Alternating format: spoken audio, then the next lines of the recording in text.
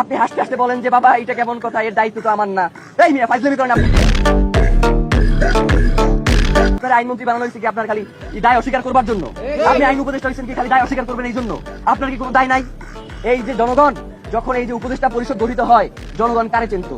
জনগণ তো খালি আপনারই চিনতো। ডক্টর ইউনূস আসবার পূর্ব পর্যন্ত তো এই উপদেষ্টা পরিষদ কারা কি হবে এই দায়িত্ব তো আপনার উপরেও বর্তায়। তাইলে আপনি এখন যে কথায় কথায় বলেন যে বাবা এটা তো উচ্চ আদালতের কাজ, এইটা অমুকের কাজ, এইটা তমুকের কাজ, তাইলে আপনার আসলে কি খালি অস্বীকার করাটাই আপনার দায়িত্ব, নাকি আপনি এই বাংলাদেশের পুরো জনগণের দায়িত্ব নিয়ে আপনি ক্ষমতায় গেছেন? আপনি সেই দায়িত্বকে অস্বীকার করেন কেন?